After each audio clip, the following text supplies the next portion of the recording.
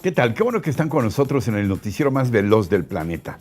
10 a las 2, información a ritmo digital. La 1. Un repudio generalizado han generado las palabras del presidente López Obrador en contra de nuestra UNAM.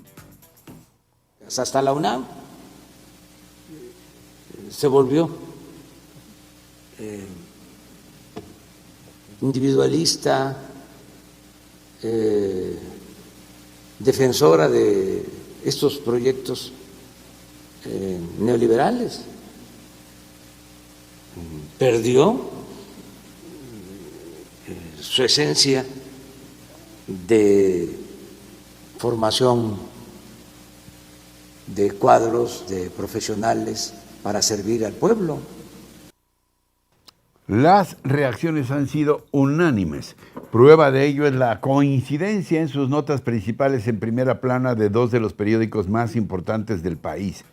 El Universal defienden a la UNAM, reviran críticas de AMLO.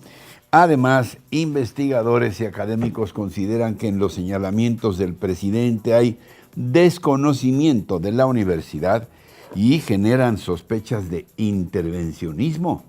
¿Atentar contra la autonomía? Pregunto yo. Reforma. Condenan ataques a la UNAM. Este diario publica también una imagen de archivo donde aparecen Cuauhtémoc Cárdenas y el propio López Obrador hace unos años recibiendo el apoyo de estudiantes en Ciudad Universitaria. Para Diego Valadez, un prestigioso jurista, escritor e investigador emérito de nuestra UNAM, nuestra máxima casa de estudios por definición no es individualista ni colectivista, sino una institución de libertades. ¿Qué tal, Yo como Puma quiero recordarle al presidente López Obrador que nuestra UNAM cuenta con 367,000 alumnos y está considerada entre las 100 universidades más importantes de este planeta. La 2. Quien también le contestó y fuerte al presidente fue el director general de la Organización Mundial de la Salud, Tedros Adhanom Ghebreyesus, porque López Obrador exigió a la OMS que le apure con la aprobación de vacunas como la rusa Sputnik 5. Aquí la respuesta del director de la OMS en voz de un traductor. Si están interesados, pueden enviar expertos para ver cómo lo hacemos aquí. Entonces, en lugar de que el presidente plantee estos problemas sin ningún contacto con nuestros expertos, primero es mejor dejar la discusión en manos de expertos.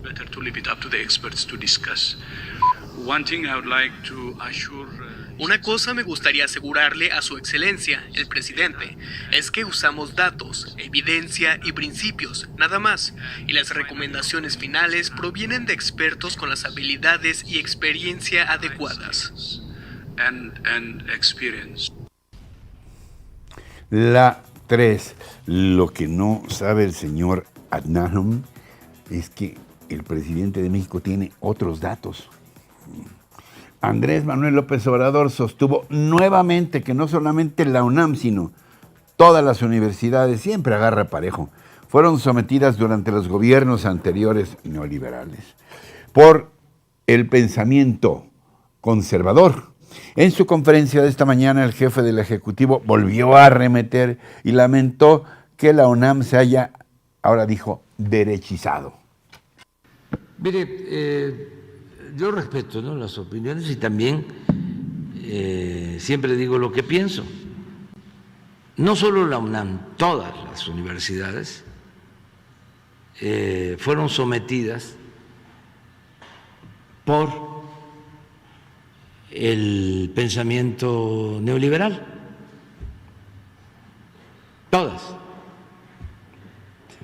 Es lamentable que la UNAM se haya derechizado, como sucedió en los últimos tiempos. Acusó que el PRI cooptó a la mayoría de los universitarios, empezando por el ex rector José Narro Robles, a quien primero hizo secretario de Salud y luego delegado priista en Ecatepec. Yo me pregunto qué estarán pensando, qué piensan hacer o decir otros universitarios, como por ejemplo Juan Ramón de la Fuente, que fue 8 años rector de nuestra UNAM y actualmente es miembro del gobierno de la 4T como embajador de México en las Naciones Unidas. En otros asuntos, el presidente, con ello sí fue muy generoso, prometió saldar el adeudo a los maestros que están bloqueando desde hace semanas, meses las vías del tren y propuso a maestros de Michoacán pagarles directamente a través de la tarjeta del Banco del Bienestar para evitar atrasos en sus pagos. Por último, dijo a los funcionarios de la Organización Mundial de la Salud, a su señor director que oíamos hace un rato, que no se enojen, sino que se apuren y resuelvan sobre la aprobación de las vacunas. Aclaró que la vacuna rusa Sputnik 5 se ha aplicado a millones de personas en el mundo y en México con resultados positivos, pero aún así no resuelven los de la OMS. La Secretaría de Salud confirmó que en las últimas 24 horas se registraron 4.798 contagios, con lo que suman 3.772.000 casos detectados en el país. Los decesos fueron 322 para un acumulado de 285.669 muertes. Cifra oficial, extraoficialmente vamos en más de 600.000 desde que inició la pandemia del COVID-19. En la actualización de la Estrategia Nacional de Vacunación, se informa que se ha inmunizado a 69.600.000 personas que han recibido al menos una dosis contra COVID-19, de las cuales 52 millones ya completaron su esquema. Hasta este viernes, 22 de octubre, el 78% de la población adulta en el país ya recibió al menos una vacuna anti-COVID. En tanto, la jefa de gobierno, Claudia Sheinbaum, informó que la próxima semana iniciará la vacunación para menores de edad con comorbilidades. Indicó que la federación será la que establezca si posteriormente se inmuniza o no a todos los menores de edad entre 12 y 17 años. La 5. Y sobre el regreso a clases presenciales, que ha sido un llamado insistente de la jefa de gobierno, es un hecho que ha suscitado mucha polémica y a pesar de que el semáforo epidemiológico está en verde, hay todavía preocupación de padres de familia para mandar sus hijos a las aulas. Esta mañana hablé con el director de parametría, Francisco Abundis, para saber lo que los habitantes de la ciudad están pensando sobre esta posibilidad. Indagamos pues cuestionamos al entrevistado con cuál de las siguientes opciones estaré más de acuerdo para el siguiente ciclo escolar. Todas las clases tendrían que ser presenciales, luego un esquema mixto, algunas clases tendrían que ser presenciales y otras a distancia, y finalmente todas las clases tendrán que ser a distancia. Si ves los cambios, empezó en 37% de preferencia que tendrán que ser completamente presenciales, esto en julio, 31 por un esquema mixto y 28 por un esquema de clases en línea. Se nota nuevamente de julio a agosto esta desconfianza, las clases presenciales caen 5 puntos, el esquema mixto se mantiene y crece 7 puntos la preferencia para las clases en línea o a distancia, y finalmente en septiembre notas nuevamente el regreso a la preferencia por las clases presenciales, nuevamente con mayor confianza. La mitad de la ciudadanía ya lo prefiere así, solamente 21 cree que tienen que ser a distancia y 26 un esquema mixto. La 6, como el más auténtico representante de los pueblos originarios de América Latina y el Caribe, definió el presidente López Obrador al exmandatario boliviano Evo Morales de visita en México. Morales fue recibido en Palacio Nacional por el presidente, donde conversaron largamente, según publicó más tarde en un tuit el expresidente boliviano, sobre la situación política y económica de América Latina. El político se encuentra en nuestro país a invitación del Partido del Trabajo para participar en el seminario internacional Los partidos y una nueva sociedad. Durante su intervención en dicho encuentro, Morales agradeció una vez más al presidente, al gobierno y al pueblo mexicano por salvarle la vida al darle asilo luego de verse obligado a huir de Bolivia por un golpe de Estado en su contra. Dijo que el golpe fue al indio por intentar nacionalizar los recursos naturales y buscar el inicio del proceso de industrialización por medio de un plan que implementaría 42 plantas de litio, el llamado nuevo oro blanco. Esta mañana Evo Morales se reunió, lo que hace la mano hacia atrás, con la jefa de gobierno Claudia Sheinbaum en el antiguo Palacio del Ayuntamiento. La 7. Reacciones al paquete fiscal aprobado por la Cámara de Diputados. Coparmex llama al Senado a analizar la miscelánea 2022 para evitar lo que consideran como terrorismo fiscal de plano. La Confederación Patronal de la República Mexicana, que ha sido especialmente crítica de la política económica del actual gobierno federal, acusó a la Cámara de Diputados de ignorar las propuestas emanadas del Parlamento Abierto, en el que participaron 61 ponentes. Coparmex señala que obligar a los mayores de edad a inscribirse en el Registro Federal de Contribuyentes, aun y cuando no tengan ingresos, los chavos de 18 pues, hace pensar que esta medida únicamente busca un mayor control poblacional por parte de las autoridades. Igualmente advierte que habrá una parálisis mercantil de las empresas y la formalidad, por lo que hace un llamado al Senado de la República para realizar un ejercicio analítico que atienda a las propuestas, planteamientos e inquietudes de la sociedad. Por su parte, el Instituto Mexicano de Contadores Públicos asegura que la Ley de Ingresos 2022 endurece la fiscalización a los contribuyentes con el propósito de que el gobierno federal logre una mayor recaudación el próximo año. Admite que es un descanso para los jóvenes la eliminación de la sanción a mayores de 18 años que no quieran darse de alta en el SAT, pero sostiene que el cobro de impuestos a donativos impactará financieramente a las organizaciones e instituciones de asistencia privada. La 8. El Instituto Nacional de Estadística y Geografía, el INEGI, informó este viernes que la inflación en la primera quincena de octubre fue de 6.12% anual. Agregó el INEGI que la causa fue el alto costo de los energéticos, la electricidad y el gas doméstico.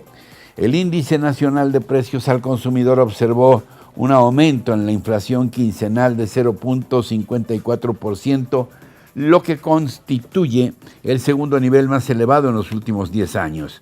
Julio Santaella, presidente del INEGI, subrayó en su cuenta de Twitter que la inflación anual se mantuvo por encima de 6% en este octubre, arriba del límite superior de 4% pronosticado por el Banco de México.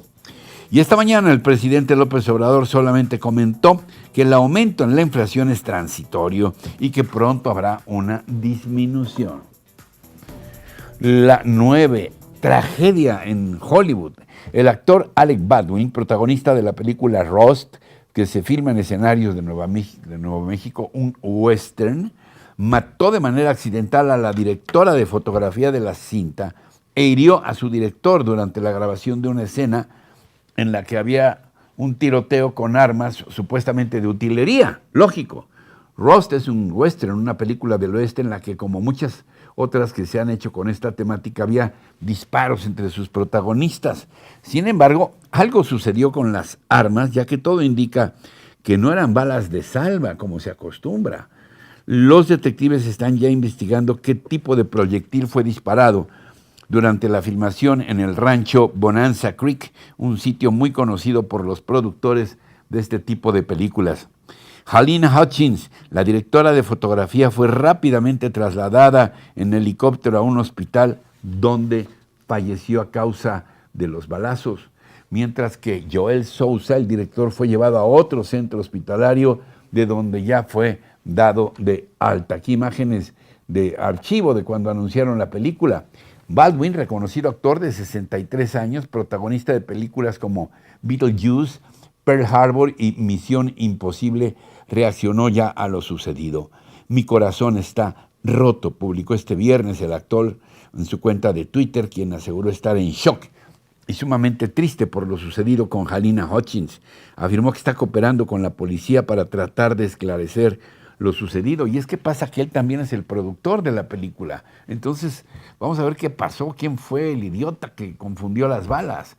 Bueno, y el señor Baldwin, que obviamente no tiene la culpa, se mantiene, a lo mejor hay alguna responsabilidad de él como productor, no lo sé, pero dijo que se mantiene en contacto con el esposo y con el hijo de Halyna. Habrá que esperar ahora lo que arrojen las investigaciones de este extraño caso ocurrido en la meca del cine. La 10. Ahora en la crónica semanal de nuestro jefe de información, Juan Ayón, un México de diablitos y chocolates. El México nuestro, el México actual, está más enredado que un poste atestado de diablitos de los ambulantes del centro histórico. Y 5 acudieron por primera vez a las urnas. A pesar de la importancia de la efeméride y de que en el Congreso de la Unión la paridad y la equidad son una realidad, la violencia política continúa y así lo demostraron las elecciones del 6 de junio pasado. El tema pasó como cometa de gran cola y desapareció. El color rosa de los edificios gubernamentales fueron testigos de las miles de oscuridad. Ambos temas fueron opacados por la polarización que provoca la reforma del sector eléctrico. Polémica que se radicaliza y que reduce su discusión a las tarifas de luz, a los apagones y a una competencia de ganancias. Ya fue olvidado el nacionalismo o la libre competencia, si son benéficos o no para el país. Es una guerra abierta de chairos contra fifís, entre los que le apuestan al bienestar social ante la ganancia. El nido de diablitos está a punto de hacer cortocircuito, explotar y hacer trizas al país. Ahora ya no se sabe si Morena o sus enemigos son más radicales o extremistas. También en estos días, el gobierno federal volvió a encender los ánimos por la regularización de los autos chocolate que podría afectar a la industria automotriz. El Congreso de la Unión no estuvo al margen. La miscelánea fiscal enfrentó a los diputados de ambos bandos. Unos afirman que la filantropía empresarial debe ser gravada y otros consideran que debe ser parte de la deducción de impuestos para aliviar los males de los menos desfavorecidos. Todos, sin distinción de color o escudo partidista, hablan en nombre del pueblo y de sacarlos de la pobreza. Discurso que tiene más de un siglo y nadie lo ha logrado. Somos sin duda una luz intermitente y de bajo voltaje. Ahora, un tema más para el deporte de la descalificación, los memes y la crítica, que los jóvenes de 18 años deben ser dados de alta en el SAT para evitar que sean utilizados en ilícitos. El país vive una implosión, un desgarre interno, donde dos posiciones políticas son antagónicas e irreconciliables. Ambas afirman que van hacia el futuro, a una mejor calidad de vida, pero ni con diablitos ni con chocolate será posible, y menos con los apóstoles del capital. Mientras nosotros nos desgarramos la ropa por nuestras diferencias, la NASA hizo realidad una fantasía de la bitlemanía estos mismos días. Lanzó a Lucy cerca de los asteroides troyanos de Júpiter, y ese sí es el futuro. Y así muy contrastantes llegamos al final del día de hoy, pero recuerden que tenemos una cita de lunes a viernes en 10 a las 2 y en todo momento con nuestros contenidos completitos en nuestras redes sociales y por supuesto aquí en nuestra página rochainforma.com. Cuídense mucho el fin de semana, por favor, pásenla lo mejor posible y los esperamos aquí el próximo lunes. Hasta entonces, hasta siempre.